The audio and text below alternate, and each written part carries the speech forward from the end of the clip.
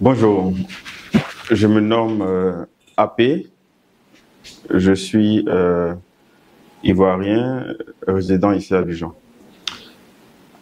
Alors, j'ai été victime d'une arnaque sur un système d'investissement en ligne. Alors, comment est-ce que cela se passe? Vous avez un ami qui publie des photos de ce projet-là. Et ce sont les photos qui sont vraiment alléchantes parce que c'est soit une personne que tu connais directement ou bien un ami d'un ami. En tout cas, vous êtes forcément proche. Vous connaissez sur Internet et certainement dans la vraie vie. Et ces photos qu'il publie, ce sont les photos justement qui rendent témoignage de cet investissement-là qu'il a eu et dont il a bénéficié. Et il y a une fiche, tout ça. Donc, ça montre un peu le niveau d'investissement. C'est graduel. Donc, lorsque tu rentres en contact avec cet ami-là, il t'explique, oui, je peux te mettre en contact avec la direction là-bas, ils sont top, tout. Donc, par cet ami, tu as confiance et puis tu te lances. Alors, le piège, justement, c'est que cet ami en question, il n'a même pas le contrôle de son compte Facebook. Il a perdu son compte Facebook du tout et souvent, il ne sait même pas. Donc, voilà un peu l'arnaque. Donc, c'est comme ça, moi, parce que cet ami-là, je suis entré en contact avec eux. Pourtant, ce sont les mêmes personnes qui communiquaient avec moi à travers le compte de cet ami-là.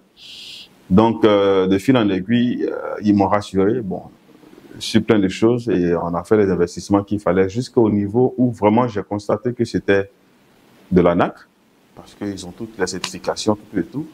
Alors, comment j'ai constaté que c'était de l'arnaque lorsque ils ont pris le contrôle de mon compte Wave? Ils prennent le contrôle et là, je l'ai remarqué, donc automatiquement, j'ai changé le mot de passe. Ils avaient déjà pris de l'argent dessus, donc j'ai changé automatiquement le mot de passe. Et après, pendant ce temps, pendant qu'ils prennent le contrôle de ton compte Wave, ils prennent aussi le contrôle de ton compte Facebook. Et là, j'ai vu un lien en dit connexion depuis Douala. C'est là que j'ai compris qu'il y avait l'arnaque. Donc, automatiquement, j'ai changé aussi le mot de passe du Facebook. C'est là que j'ai échappé.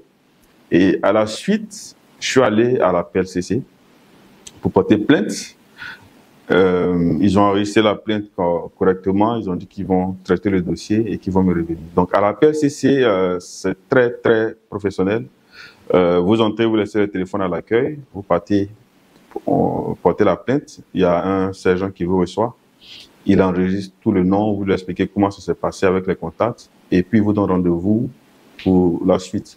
C'est ce qui a été fait. C'est un service gratuit, simple, ouvert à tous ceux qui sont victimes, quel que soit le souci, en ligne, c'est ouvert. Donc, ça a été fait depuis, je crois, il y a plus de 3 ou 4 mois de cela. Donc, avant-hier, la PLCC m'a rappelé par rapport à cette plainte pour que je puisse passer pour voir, parce que le concerné a été arrêté.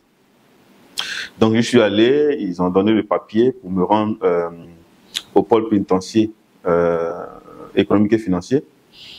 Et là-bas, on m'a informé que ce jeune homme-là, qui est effectivement un Camerounais,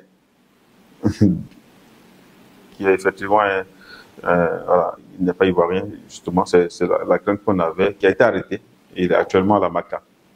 Donc, ce lundi prochain, on aura d'autres informations quant à l'audience et autres. Donc voilà, ce que j'aimerais dire, c'est que faudrait que toute personne qui se sont victimes d'une arnaque, d'une escroquerie, de tout abus sur les réseaux sociaux, en ligne ou quelle que soit la plateforme, de ne pas hésiter à se diriger à la PLCC pour porter plainte. Le service est gratuit, il est ouvert et l'assistance est vraiment soutenue. On nous assiste jusqu'à ce qu'on informe que le concerné a été arrêté. Voilà. Et puis, voilà, tout se passe bien. Merci beaucoup.